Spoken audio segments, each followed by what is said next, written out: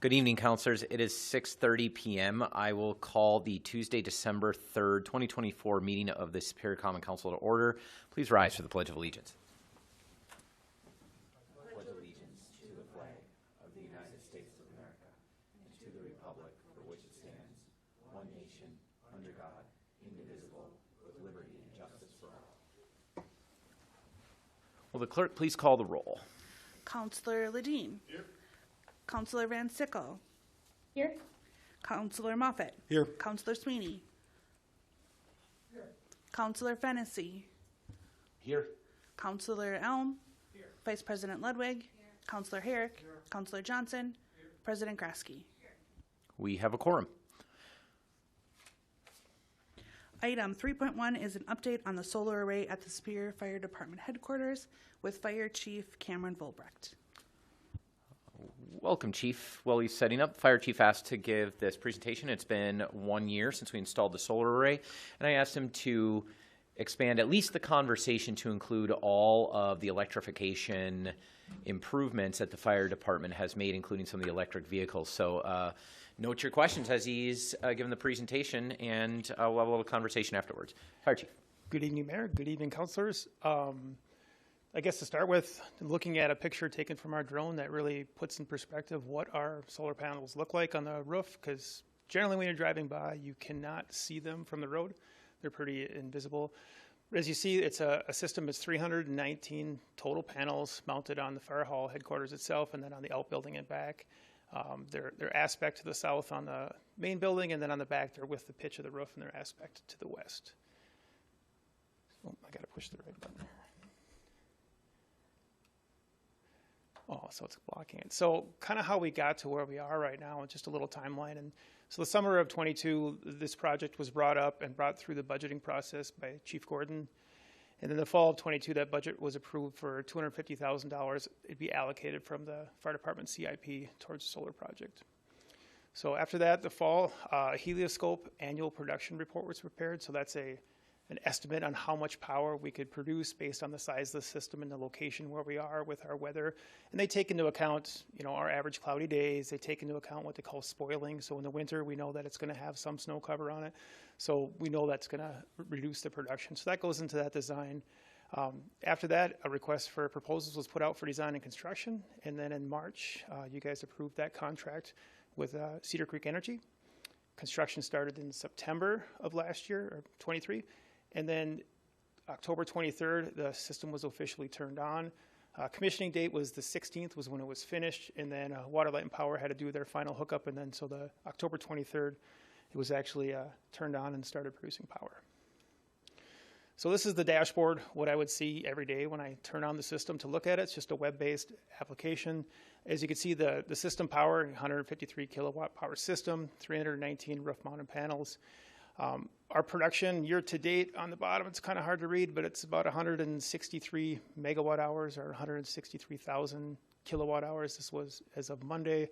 We're just about to 164. I just checked it before I came down here. And it gives me a display on how much we've created this month and how much we've created on the day itself. And then just on the side note, so the average house in Wisconsin uses about 8,500 kilowatt hours per year or 23 kilowatt hours per day. So as you can see, even Monday in December by noon, we had produced enough power to power a home for the day. So I'm kind of covering up. It's hard to see here now. We're covering up. But what I did was across the top, we have our gross system cost, which was $364,000. So the system to build it actually cost $364,000. And then federal tax credit was 30%, which is $109,425. And then we also qualified for the low-income community tax credit of another 10%, equaling $36,475. In addition, the Wisconsin Focus on Energy rebate for $18,000. So the net system cost of the city would pay for the system is $200,518. So if this is really busy, I know, I'm sorry, but I tried to get all the numbers in. But this is a 30-year kind of a cash flow look at of the project. So here's 23 construction. We're 200,583 in the red for production or for construction costs. We produced, estimate this year 165, 966. I think we're going to be a little more than that, but that's based on the system performance. kilowatt hour cost, what we pay for water, light, and power for power, multiply times production, and then we get a production in value and dollar amount, and then apply it to what our initial investment is. And then forward that for 30 years. So 30 years is the performance life on the panels. They have a degradation rate of 0.45% per year, which is included in the production. You see the production will go down each year as we go through time. And then I included a 3% inflation rate for power. When I looked at one of the government, Department of Labor, I think, had the statistics, roughly 3% for the last 10 years. If you look at the last 20 years, it's a little under that. In the last 30 years, it's a little over. So I just took 3% and then applied a 3% elevator for each year for the cost of power. So as you see, our production goes down, but the cost of power goes up, so our value of production goes up a little bit.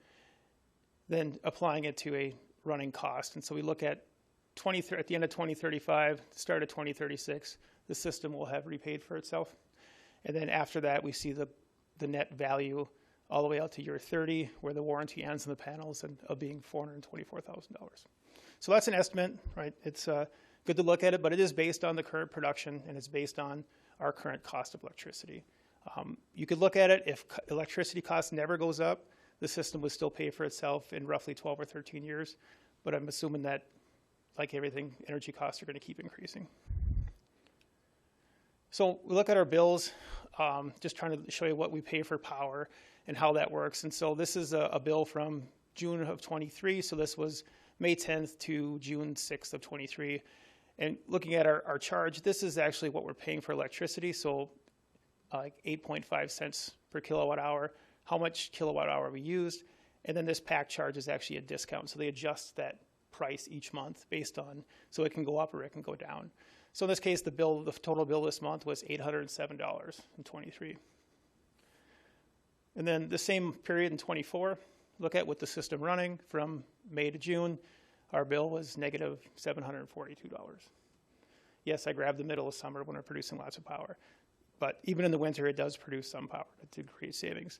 So this is our bills for the year prior to installing solar, so October 11th of 22 to October 23rd of 23. Each month, what we paid for electricity costs, how many kilowatt hours we used.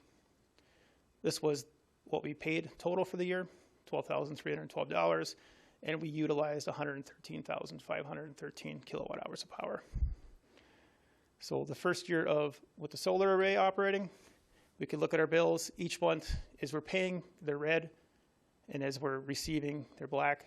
So our total for the year, we paid $717 for power, and we actually made 48,000 kilowatt hours that we sold back. The reason why that it doesn't look like we're making more because we're selling that much is because we get demand charge every month. We get a $10 fee for having a solar array. We get a $28 fee for just having a hookup. So there's other fees that go into that bill besides just the power. But then if we look at the net difference between the 2 years, it was $11,595 savings from what we paid out of the pocket between October of 22 to October of 23 to October of 23 to October of 24 when the system was running. Now, also embedded in that power use this year, we've charged 2 EVs. So we put about 10,000 miles on those 2 EVs this year. So that fuel for them came out of that power production. So that's an additional savings. And if I just look at fuel use from January through October of 23 through January of October of 24, we've used 445 gallons less of gasoline and 294 gallons less diesel fuel. So roughly $2,500 in savings. So when you add that up to that 11.5, a little over 14,000. So it's kind of fitting into where that model had put it. Some of the other benefits of having the EV vehicles is that they are a storage unit. If you look at them, they're a vehicle, but they also are a storage unit. So each one of our F-150s stores about 130 kilowatt hours of power. And if we look at how much power we use in one of our stations, one of these vehicles could power one of our outside stations for about a day and a half. And if we had 2 of them, we can get 3 days. So if we did have an issue with power and then have an issue with the generator, so our backup system wasn't working, we can provide power to that station. We'd have to be a little creative with extension cords and stuff because the stations aren't wired to have that 2-way power. That is a possibility in, you know, a newer station that it could be wired that way, but our old stations aren't wired that way. But we could simply use extension cords to run radios, run lights, run heating system, so we can keep those stations alive for a period of time with the power that those vehicles can provide, as well as providing mobile power to sites without having to have a generator, things like that running. So, you know, noise conscious, as well as having vapors and things like that around. So that's the system. We haven't had any maintenance issues, anything like that. Everything is ran perfectly. You don't know they're there. The only time we know they're there on days like today when it's really windy, you can hear the wind run across them on the roof of headquarters. Other than that, they're pretty much the silent thing that, you know, is making money over time. So, questions? Councilor Moffett. So your numbers are based on the current energy numbers and then some projections into the future. Have you thought about or analyzed what the numbers are different for like other communities? Because I know our buyback rates here are substantially lower than other communities. And so, like, for example, if the same station was in Duluth, just across the bridge, the buyback rates are like substantially higher, aren't they, in other communities? So our average sell rate, so that's is I think 8.53 cents per kilowatt hour, and our buy rate is 7.9. As I could look at the bill, cents per kilo. I know our power cost is actually fairly low. When was looking at community averages, our power cost is actually fairly low compared to other communities. And I don't know if that's because that affects our buyback rate, because I would assume there has to be some sort of money in there for the utility to provide, you know, lines and stuff like that, because we still rely on utility. To be completely off-grid would require us to have some sort of a battery or storage where we could put power into it and then take power out of it, where we rely on that utility because we have to take power at night, put power back on day. And then in the winter, we do create some power, but we're not enough to supply our needs. So I don't know. I haven't looked at that, but that would be something I could do some research on. Other questions? Councilor Elm. Thank you for your detailed presentation along the way here and monitoring this as you have. I was curious, has there been any maintenance costs along the way here?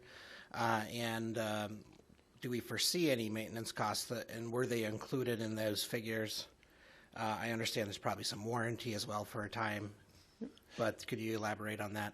Yeah, we haven't had any maintenance costs. Like I said, the panels are warranted for 30 years for performance, so they won't degrade more than 0.45% per year.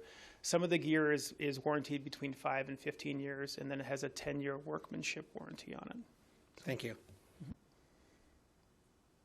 Other questions or discussion? Councilor Herrick. Just one quick question. So you mentioned snow cover. So there's basically, if it snows on them, that you just leave it. Is that there's no way to remove it, or? Yeah, you can remove it, or with the angle and when the sun comes out, the snow does slide off them, just like a steel roof does. Okay, thank you. Mm-hmm. My question is, so this is year one. Presuming similar support from the council for initiatives like this that were helping the department achieve innovation in its operations, regardless of its sustainability and energy usage, but also investments in energy improvements. What does the department and its infrastructure look like 5 years from now? What else is coming? So we know we have an EV fire truck coming in less than a year. Sounds like delivery will be late next summer. So that'll be a chance to capture more of that energy. So instead of selling that energy back, we'd actually capture it, which we capture at a few cents better leverage position, I guess, for us. So that'll take a lot of that diesel bill out. So as we're charging that vehicle with electricity from our solar system, our solar array, that'll take some more of our diesel costs out, which we've already produced some pretty decent savings in our diesel, but that'll actually bring that diesel consumption down even further. Part of the reason, councilors, I asked the fire chief to include things like the vehicles was because I'm very pleased that the numbers speak for themselves, that this solar array will pay for itself, that it will save us money in a relatively short period of time. The way we build our budgets, though, too, the savings is very immediate. So when you see a number that says we save $12,000, that's in the general fund. The general fund is very tight. Now, the CIP, obviously, we did pay for the solar panel. That $250,000 is out the door. But we don't need to make that expense every year. That's not a loan. We don't need to make payments on it. We bought it. But that savings on the general fund, which gets tighter every single year, that's the hardest to balance. That's a benefit every single year. So we're really feeling it, or at least I am, when we're putting these budgets together. But the other side of this is operationally, I'm proud to be an environmentalist. I'm proud to do environmental policy. But this really is about making the fire department more efficient at what the fire department does. They're not our environmental division. They're our fire department. And those EVs have helped us to respond to calls in very different ways and overall protect us. I was really excited to hear what he mentioned with the ability to use those as a storage battery for, mobile command centers to power station an emergency. Those are the kind of emergencies that we really worry about, that keep us up at night, where power could go out for extended periods of time. So I hope that this is encouraging to you, and that, when we bring more radical proposals, even ones that maybe don't pay for themselves as effectively, things like investing in an actual self-contained system, maybe battery storage within the department, so it's not on the grid at all. I don't have plans for that yet, but when we start bringing more expensive things like that, I hope you'll start to be continuous on the path to being one of the more innovative cities in Wisconsin on this kind of infrastructure. Councilor Allen. This is off topic, but since we brought up the new fire truck, how many kilowatt hours does that thing store? Do we get another 3 days with that, or what? That has to be larger, right? Off the cuff, I think it's roughly 300. Okay. Just going from memory. All right, thanks. You're going to like the electric fire truck. It's a pretty cool vehicle. Councilor Sweeney. I think we're in the plans for another fire hall, remodeling fire hall. Yes, sir. So what are we doing with that, with the panels on that roof? The preliminary design included solar panels, and I think the design was a slightly larger system than what we have at headquarters. And then also with the heating system, where we would prefer, if possible, to go to a ground source heat pump, which would provide heat through geothermal. We'd still have to have fuel fired in the apparatus space, simply because of the high BTU need. When you open a big, huge door in the middle of January, you just need a lot of heat to warm that area up quickly. So, and you indicated that this fire hall, which is understandable, is not wired for, but the new ones, that's in the plans to wire it. Yep, for. they'd be done from the start. Okay. Yep. Is this an ideal location where you are now? Wisconsin or in? No. Sorry. Well, it's an ideal It's location ideal to for live me. here. I like I Wisconsin, agree with yeah. that comment, okay. But being on however, 3-5 stories high, and in the location of the fire hall, the fire hall right now. Yeah, with the location of current headquarters, it's got an unfettered southern access, and the same thing with the proposed location of New Station 2 would have unfettered southern access, Okay. and even the Station 3, I believe, would as well. So they'd have good access to the south face, where most of our panels would be facing. I understand it. Unfettered is a big item when you go to build these buildings. Okay. Yep. Yeah, no trees, no buildings. Yeah. Okay. Thank you. Councilor Allen asked another good question about maintenance. With the electric vehicles, obviously these are new types of vehicles that require different types of maintenance. But with both the solar panels, the solar array, and the vehicles, I see benefit in us continuing to invest in it, because as we have more of these things, we can bring a lot more of that maintenance in-house and save a lot of that money rather than have to go out to a contract. Now, I can't promise that our buildings and grounds team is going to be able to repair solar panels. That's right now, I don't think that they can. But the more we invest in it, the more productive it is for us to bring that in-house and save even more. The other point that I feel very strongly about with this array, these numbers, again, these are real savings, so it proved that this is economically viable, and I hope it will continue to prove that and prove it even more. So it sets an example for other developers in the community. When people build large projects, I hope they're paying attention to this and seeing the solar panels that they maybe shopped for 5 years ago, 10 years ago, are not the technology that they would be installing on their buildings. You can really make a more profitable development. You can make a more affordable housing unit by installing these sorts of things on there. That's the kind of leadership that I'm grateful that the fire department has, I guess, been leaders in.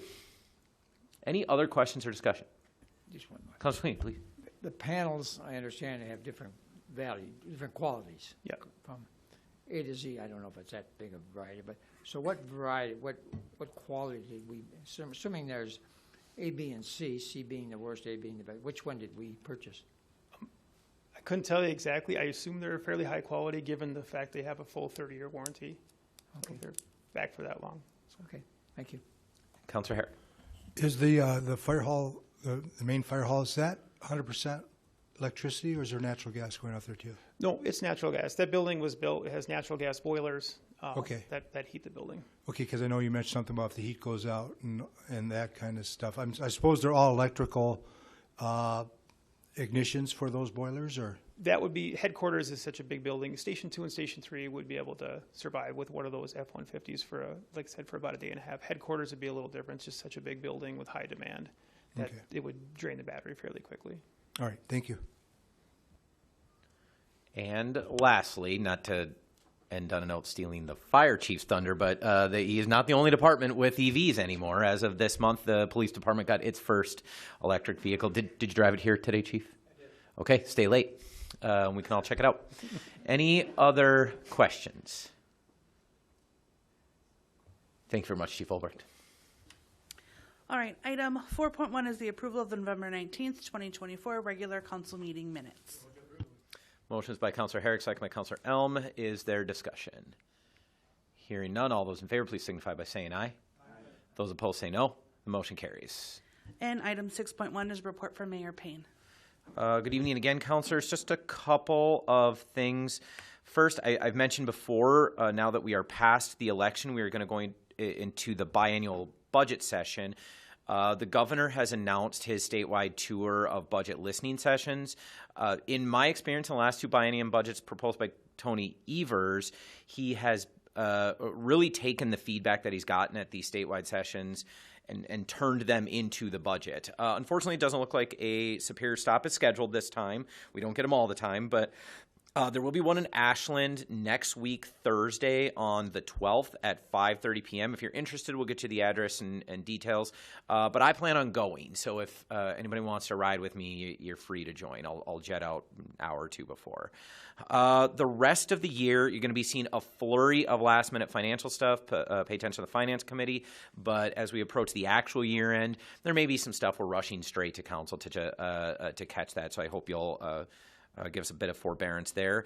And you may be following, we are about to be in the search for a new parks director.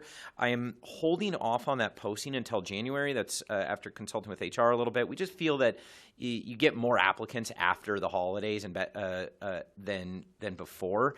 So we're going to post that in January, and I hope to be able to fill that relatively quickly. But, you know, with a position like that, we are never afraid of taking our time.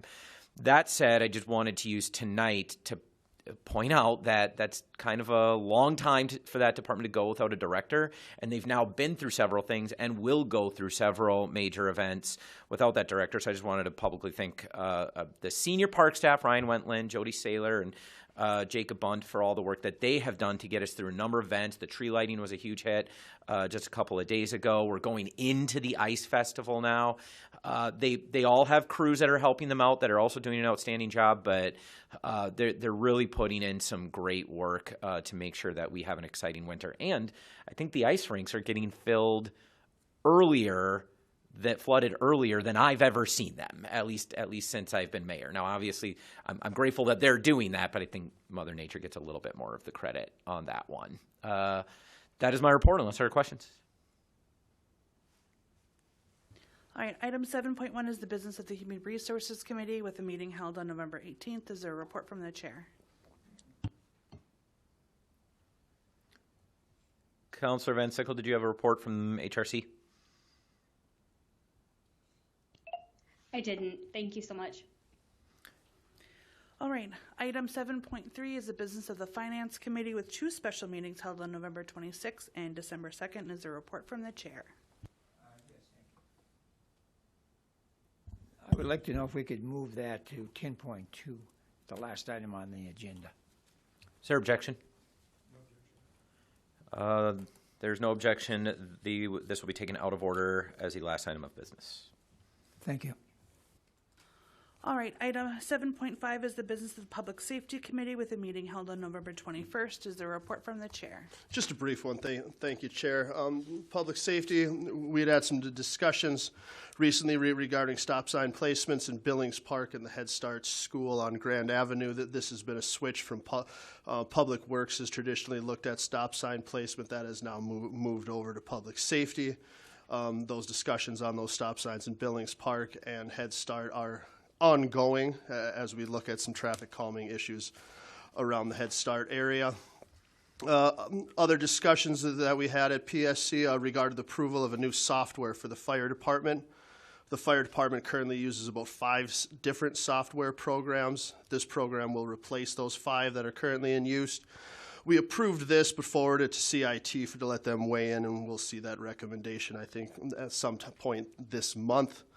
Lastly, what you see is the action item before you, the council tonight. Fire department has been awarded a grant to purchase some hazmat equipment. This is a grant that has no local match needed. This is fully funded. This equipment will help the fire department with identifying unknown materials and also help increase our air monitoring capabilities. And that is all I have. Answer any questions if anyone has. If not, I would move to approve item 7.5.1. Motion by Councilor Dean, second by Councilor Elm. Is there discussion? Hearing none, all those in favor of approving the acceptance of the grant, please signify by saying aye. Aye. Those opposed say no. The motion carries. Item 8.1.1 is the business of the Plan Commission with a meeting held on November 20th. Is there a report from the chair? Yes, this was a fun Plan Commission meeting. They've been fun for a while, largely because we are working on our zoning code update, which I think we originally said we were going to do that every other meeting, and it's been pretty much every meeting, and I think it's probably going to have to stay that way. We really spend a lot of time working on this. No pressure again, counselors, but I do invite you to come and at least once in a while check in and see some of the work that we're doing with the zoning code. It really is a big deal, and we're getting pretty involved. So those discussions go for quite a while, to the point that we have to actually cap the meeting and force ourselves to stick to a time limit, because I'm pretty sure we'd stay there for several hours. So, but I promise that we go 4 to 6 and that's it. So please feel free to join us. Tonight we are recommending 2 vacant to value awards. Again, that's the program where we have city-owned vacant land. We give that land away, I think, for $1 to a developer that promises to build a house on it. And that program has been very successful. It is wrapping up on the conforming lots, meaning those that are lawful according to the current zoning code. We have some non-conforming lots that we're going to try and do some creative work with next. And you're going to hear us sort of explore some of that creative work at the next Plan Commission meeting. We're going to start talking about things like land trust and other ways to achieve affordable housing. Maybe even more interesting, I've taken these things out of order. You'll see the award of the contract for the design of the fire hall. I'm still amused by this, but I stumbled on a state statute that says the certain elements of community design, including the design and placement of any public building, must be reviewed and recommended by the Plan Commission. So as we talked about that actually does make a lot of sense. This is a fire hall. It has to be a fire hall, but it can't be ugly. It has to be it has to look good in our neighborhoods, and that's what Plan Commission does. It makes sure that things fit well in the neighborhoods they're in. This is for the North End Fire Station. Chief Volbrecht knows I refuse to call them Station 2 and 3 anymore because I get them confused. So the North End Fire Station will look like Superior's North End, and that's what the Plan Commission is doing. In this case, we just awarded the we recommend awarding the contract to what we think is the most qualified bidder. And then finally, which will be the final recommendation, that's just a resolution to vacate an alley. However, we will be holding a public hearing and then more discussion on the proposed development of the Lake Superior Elementary site. That was another thing I wanted you to be aware of. We started some preliminary discussion, got a presentation on the project from Ryan of P&R Development, and the goal is to turn that into housing, but with a set affordability element. It's fairly complex. We talked about it for a while. But ultimately, in exchange for our incentive to develop the project, several of these apartments will be at least rent controlled. I think we can call them affordable. We use an affordability definition, but many people have different definitions of that. So we're going to call them rent controlled. So they won't all be market rate apartments. So we had a lot of discussion on that, and there will be more at the next Plan Commission meeting. No, that was a lot. Any questions about any of that before I blanket recommend approving all of these? Councilor Elm. A couple questions on here. The first one, 8.1.1, about the fire station. We have a if this then that statement of we approving this amount, or if we receive funds from the climate justice grant coming up, that we would approve this. Is that common to, are we approving both, or can you have a little clarification on the technicality of that? Oh, so yeah, you would be approving up to the full 1.375. So if we get awarded the climate justice grant, we think we would probably just go ahead and design both fire halls. If we don't get awarded the climate justice, that doesn't mean we're necessarily building the second one right away, the East End Fire Hall, but it might be more worthwhile to just design them.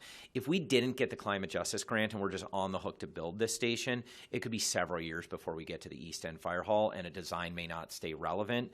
If we get it, there's a possibility that we could do both at the same time, yeah, or at least do the second one much more quickly.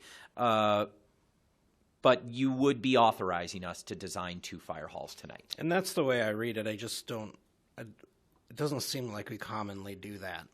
This is not a very common situation where we just don't know how this is funded Sure. yet. And the way in which it's funded will dramatically change our fire hall construction plans. Would it be cleaner to just approve the lesser amount and then come back and approve the greater amount later? We can do that. It's I'm not sure if there's a benefit, or if this is, I mean, if there's any complexity doing it that way. Chief Ulbrich, do you see any problem with amending it later?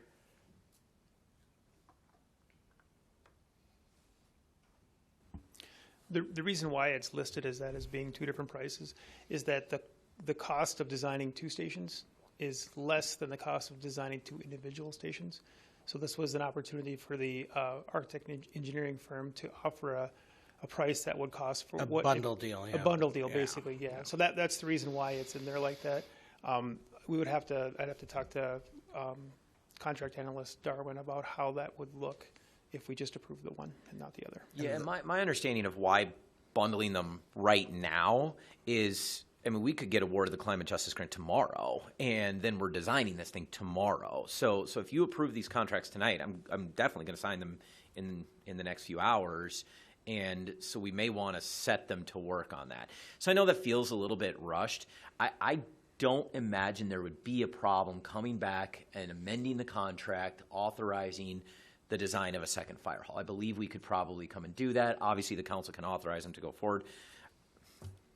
They wouldn't be required to give us this price necessarily, right?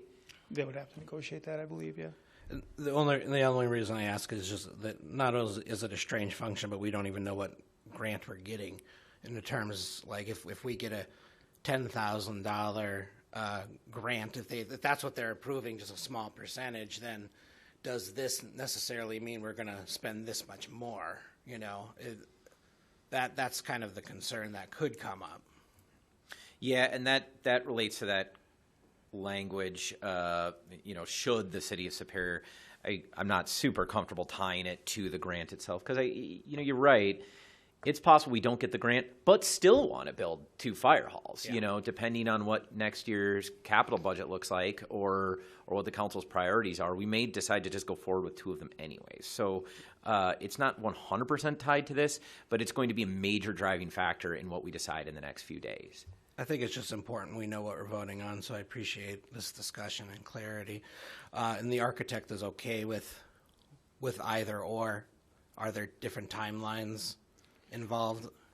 I think the timelines would be fairly similar. We'll be working on them both at the same time, from what I understand. We do have representatives from the architecture firm that could maybe provide a little more insight on that. Just that they're okay with, depending if we get the climate justice grant or not. So. Chief, I could answer a little bit to that if you can all hear me. We can hear you. Go ahead. I'm Robbie Krzyzewski. I'm the Director of Architecture for our Emergency Services team. Essentially, the way we did that is, obviously, if we move forward with Station 2, that we move forward at that 878, and then that would be the contract value until, you receive those funds and you decide to move forward with Station 3, then the contract value would change.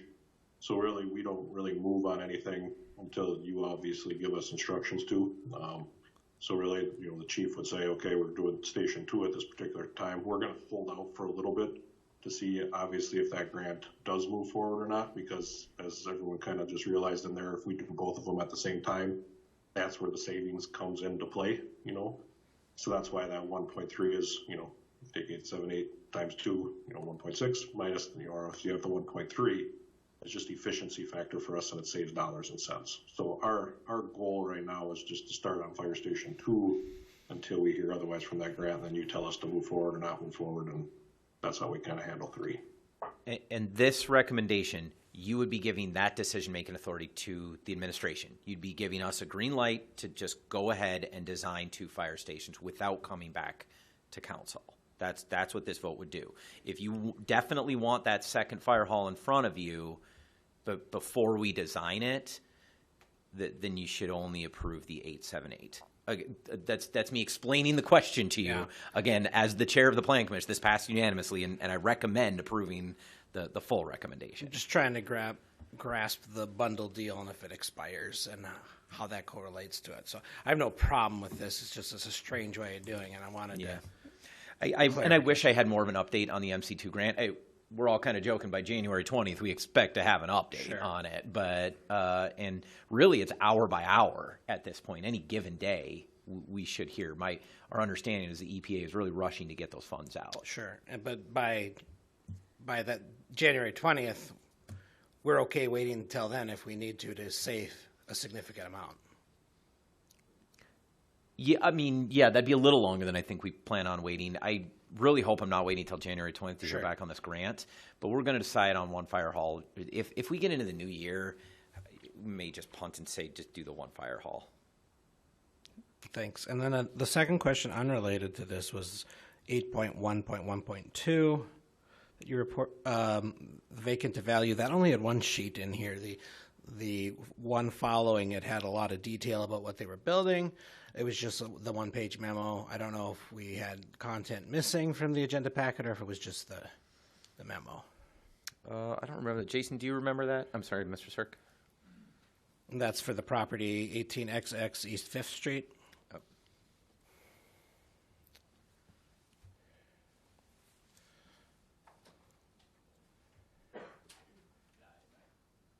Councilors, Mayor, I'm assuming it just got missed.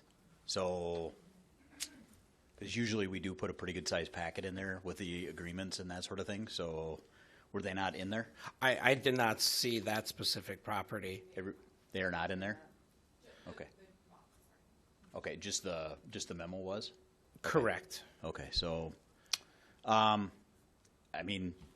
it's like a 900 square foot home being built on the corner lot there at, so if you did want more information, you could certainly hold that and we can bring it back if you'd want more information on that.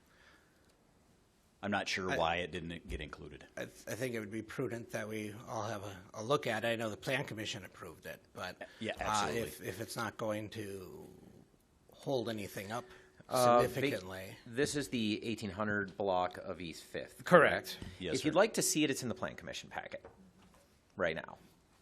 Correct. So, I don't know if any other councils want to do a deeper dive, but, a 5-second view, I don't know if that equates to. Yeah, it's up to you. I would be more comfortable holding Totally up that to you. till the next meeting. I don't think it's going to hold anything up. Thank you. Would you like to move to hold that one? I would, whatever order you'd you'd like, but yes, I'd like to hold Okay, then let's- 8.1.12. Let's move through these one at a time then, since there's been some discussion. Heidi, would you take us through the recommendations one at a time, please? Sorry, Clerk Blunt. Thank you. Item 8.1.1.1 is to award the Fire Station 2 renovation project to Wendell 5 Bugles LHB in the amount of $878,000 with the alternate option of design and engineering Fire Stations 2 and 3 in the amount of $1,375,000 should the City of Superior be awarded the federal EPA Climate Justice Community Change Grant for this project. Motions by Councilor Elm, second by Councilor Grasky. Is there discussion? Hearing none. All those in favor, please signify by saying aye. Those opposed say no. Motion carries. All right, item 8.1.1.2 is to waive land sale procedures for the city-owned property located at the 1800 East 5th Street block, and that city staff be allowed to execute and transfer by quitclaim deed immediately to Christopher Conrad outlined in the vacant to value new construction program. We actually need to get it on the floor before we can postpone it, so we would need a motion to approve first. Motions by Councilor Moffitt, second by Councilor Ledeen. Councilor Elm, your motion is to postpone until the next council meeting. Is there a second to that motion? Second. Motions by Councilor Elm, second by Councilor Sweeney. Is there discussion on the motion to postpone? Hearing none, all those in favor of postponement, please signify by saying aye. Aye. Those opposed say no. Motion carries. Item 8.1.1.3 is to waive land sale procedures for city-owned property located at 1017 Fisher Avenue, and that city staff be allowed to execute the transfer by quitclaim deed immediately to New York Avenue Properties LLC, as outlined in the vacant to value new construction program. Motions by Councilor Moffitt, second by Councilor Elm. Is there discussion? Hearing none, all those in favor, please signify by saying aye. Aye. Those opposed say no. Motion carries. 8.1.1.4 is to approve a resolution to set a public hearing to consider the vacation of a portion of an alley near North 28th Street and Billings Drive. Motions by Councilor Johnson, second by Councilor Grasky. Is there discussion? Hearing none, all those in favor, please signify by saying aye. Aye. Those opposed say no. Motion carries. At this time, are there any further committee or commission reports to be made? All right. Hearing none, we'll move on to new business. Item 10.1, Finance Director Reinhardt recommends approval of a resolution appropriating the necessary funds in the amount of $35,878,559 for the operation of the general city government and the administration of the City of Superior, Wisconsin for the year 2025, and authorizing and directing a tax levy to be spread on the tax roll for the City of Superior for the year 2024. Motions by Councilor Ledeen, second by Councilor Elm. Is there discussion? Hearing none, all those in favor, please signify by saying aye. Aye. Those opposed say no. Motion carries. And item 10.2, Mayor Payne is recommending the approval of an extension to the Memorandum of Understanding with Superior Public Museums. Well, actually, we need to set how long the extension would go, but the councilors, we discussed this at the Finance Committee. I'm open to some dates, but the Finance Committee has asked for organizations to submit proposals to operate the museums.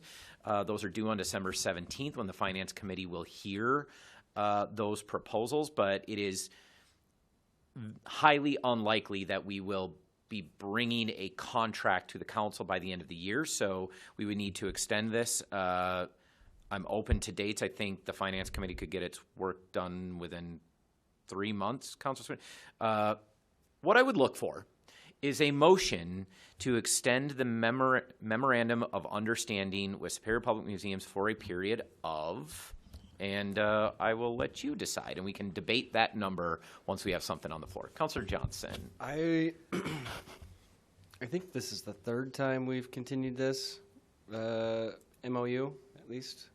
I think the third extension we've made, or at least the second. Sounds right. Second or third. Is there any problem with extending this until we have a contract in place that replaces this MOU? So an indefinite.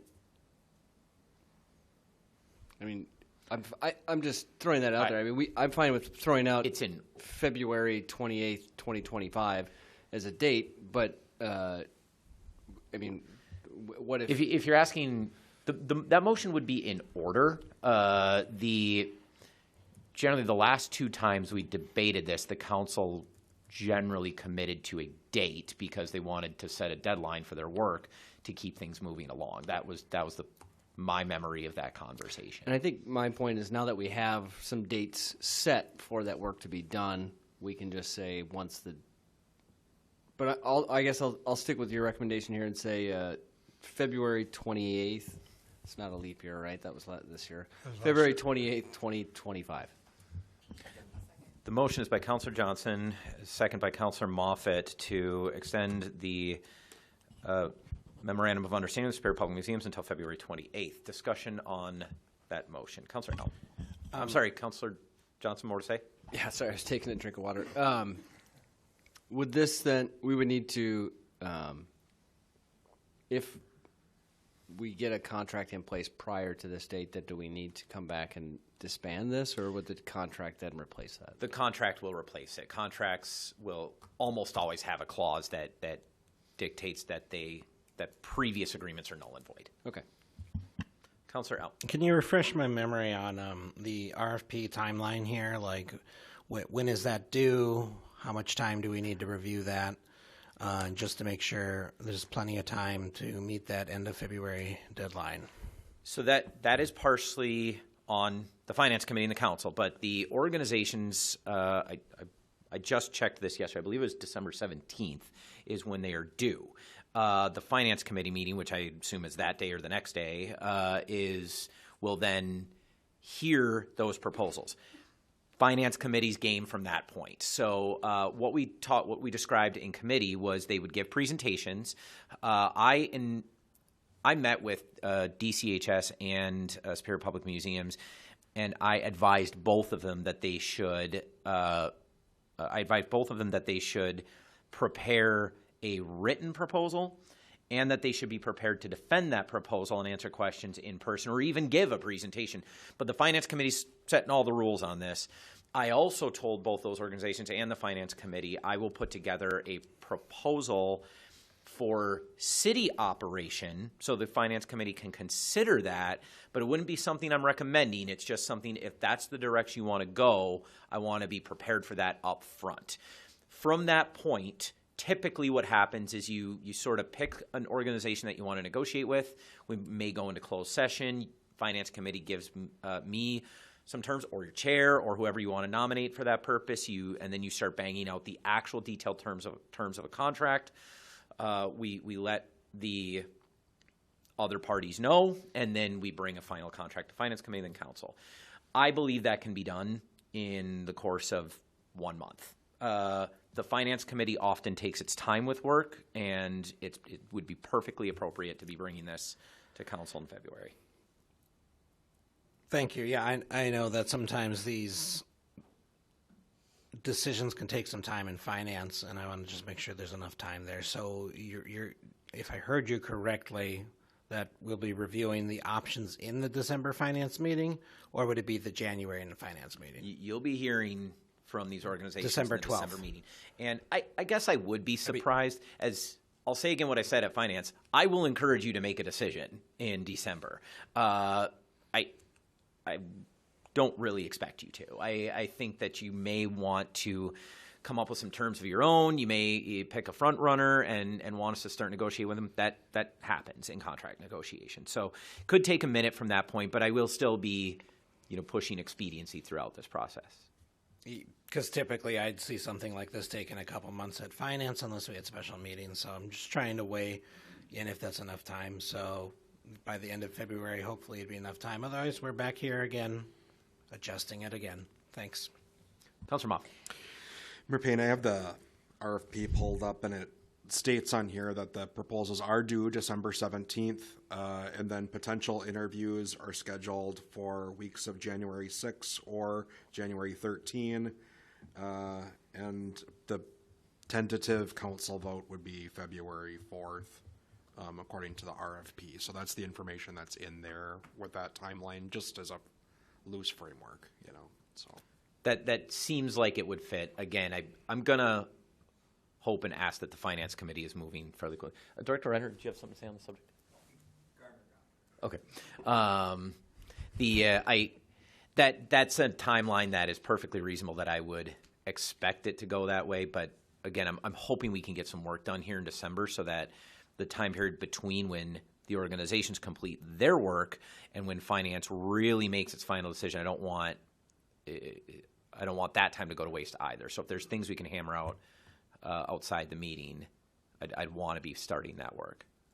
Councilor Grasky.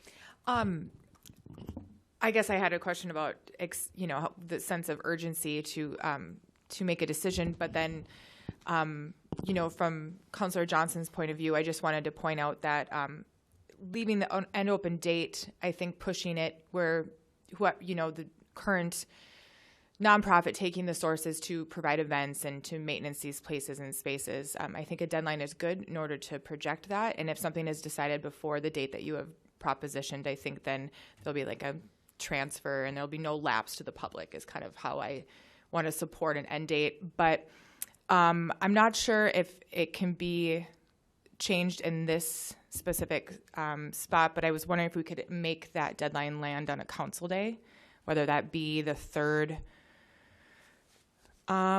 meeting in February or the first in March, just because then there won't be a lapse for those. So let's say there's may take 8 weeks, 9 weeks or something to decide on something that we have more of an, schedule for us as council in order to make that decision. There's no 5 days or 6 days that there is no one taking care of these properties. February 28th is a Friday. March 4th, the following Tuesday, is the closest council meeting to that date. Just for us too, I just feel like a lot of us know more information about this than some others, and watching dates and trying to get that to the clerk and all of that, I want to make sure that this is as smooth and respected on all parties. Would you like to move that amendment? I would. Okay. Those are pretty close enough. Those are pretty close dates. Is there objection to changing this motion to terminating the MOU on March 4th instead of February 20th? Is there objection to that?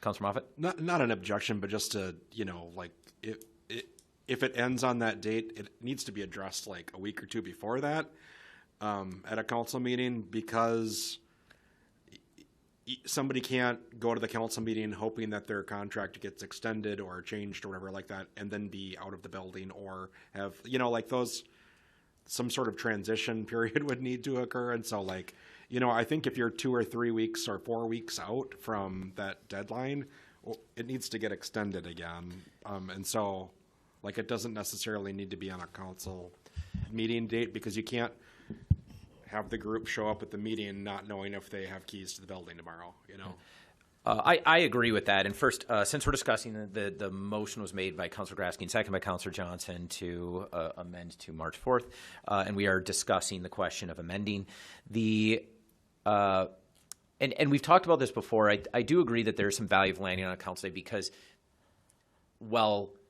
if you're going to make a transition, yes, you should not do that the day before you make the transition.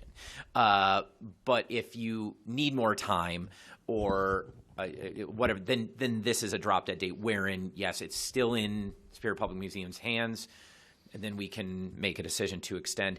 And for what it's worth, I really don't mind coming back and having these discussions about extending it every few months. It keeps the whole council focused on finishing this and keeps us moving rather than leaving these organizations in limbo wondering what's happening.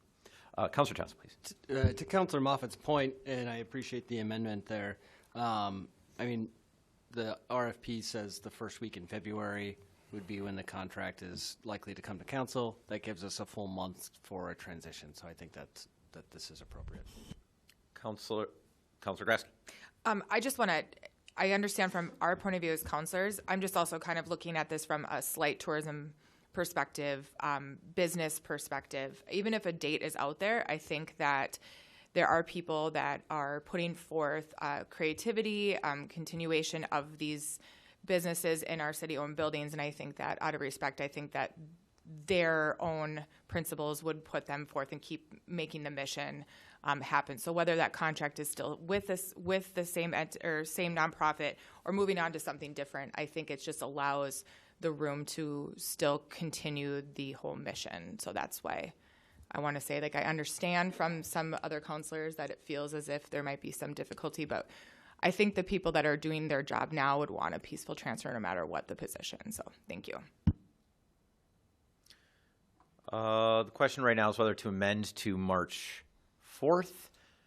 Any further discussion on that question? All those in favor of amending to March 4th, please signify by saying aye. Those opposed say no. The motion carries. The main question now is the same, to extend to March 4th. Any further discussion on that motion? Hearing none, all those in favor, please signify by saying aye. Those opposed say no. Motion carries. We are back in regular order and considering item 7.3. Item 7.3 is the business of the Finance Committee with 2 special meetings held on November 26th and December 2nd. Is there a report from the chair? Yes, thank you. We did have a meeting yesterday, and we are still in negotiations or in questions. So we were going to have a meeting scheduled for this Friday, which will be our last day. We will make a decision on that day. But some of the items that we're working on that we haven't got covered yet, or we haven't got complete answers, are deductibility, coverages, self-insurance versus non-self-insurance, if that's the proper term. Understanding the big picture. This is approximately a $500,000 contract, so this is a lot of money. So we've got to do it right. So my question is that we want to hold this in committee. The information doesn't say we had a meeting on Monday, but we did have one on Monday. And so now we held it in that committee to schedule on Friday. So if we held this on Friday, and there's some urgency to get this done, so I'll go back to Jim, but maybe a special city council meeting at some point in time next week. The chair is correct. This is relatively timely. We need to make a decision about whether to renew with our existing provider or select a different provider. Finance Committee has asked for the time to work on this. They're moving very expeditiously with 2 special meetings this week, including on Friday. And the chair has asked me to put to you the question of whether you would convene in a special meeting on Monday or Tuesday of next week. I believe it's possible 2 counselors could be conflicted on this issue, which means we need 8 of you in the room for this question, or we need 7 in the room. So my recommendation would be a special meeting on Tuesday, only because Tuesdays, I assume your schedules are more clear than they might otherwise be on Mondays, where you are less likely to expect a council meeting. So this is on the agenda. We can discuss this. You can take action on this. The chair is not recommending any action except to set a special council meeting next week. Councilor Johnson. Checking my calendar here, don't we have a Superior Days meeting tentatively scheduled for Tuesday the 10th? I'm sorry, in here? At what time? 6 is what I have on my calendar. This is one item. Superior Days meetings, we typically try to keep to an hour. We could meet a bit later at 7:30, or we could meet in 204. Where's the Superior Days meeting? It's here in the chambers. We just have the meeting at 5 o'clock. I'm nervous. I mean, if everybody agrees to that, of course. But I'm nervous about that because I don't know everybody's work and travel schedule to get here. I know typically you are all free at 6:30 on a Tuesday, and which implies, well, I mean, it's 7:30 now, so I assume you're free after that as well. So to me, that's just the most likely to get everybody here. And when I've only got 8 counselors to get to 7, I mean, that's why I recommend later. But I'm happy. I'll be here. I'm happy to meet at 5.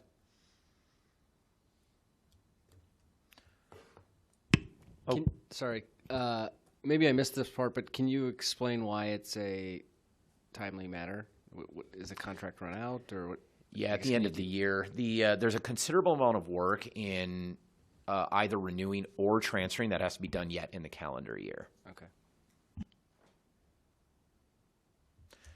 Okay, first, unless there's action or discussion, let's set aside the motion to adjourn because that is best placed at the end of the meeting and the special meeting. Are there any other questions about the insurance proposal? Questions for the chair of finance? Discussion we need to have on this? Any motions before I consider taking us to a special meeting? Okay, then I'm going to take up public business by public now to finish the agenda. Is there any business by public? No. Okay, then what I will.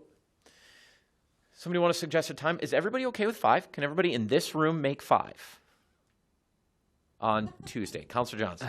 I could probably make it virtually, but I don't think in person is going to happen. I can lose one of you to virtual. I need 7 bodies in the room. I guess I'm telling you, I can't be in person at 5 o'clock. Counselor Elm? What about Wednesday at 6:30? I know that's more complicated, but my only problem with Wednesday is it's a day later than Tuesday, and that's one day I would lose. My staff would lose working on this. If everybody will be here at 5, we can let Counselor Johnson be virtual. That would still be 7 bodies in the room, and we would make this. If somebody else doesn't show up, we're waiting until you get here, Counselor Johnson. Counselor Grasky. I mean, I'm not trying to put the 2 counselors on line. Is that just they're just going to have to accept what we decide in person here?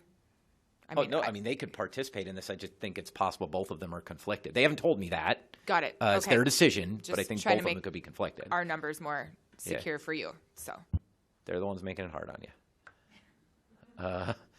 Okay. Right. I'm wildly outside of proper parliamentary procedure, but I want to make the motion work on the first try. I will entertain a motion to adjourn to a special meeting at 5 p.m. On Tuesday, December 10th. I'll make that motion. I'll second. The motion is by Counselor Elm, second by Counselor Moffett, to adjourn to a special meeting on Tuesday, December 10th at 5 p.m. All those in favor, please signify by saying aye. Those opposed say no. The motion carries. We are adjourned. Thank you, counselors.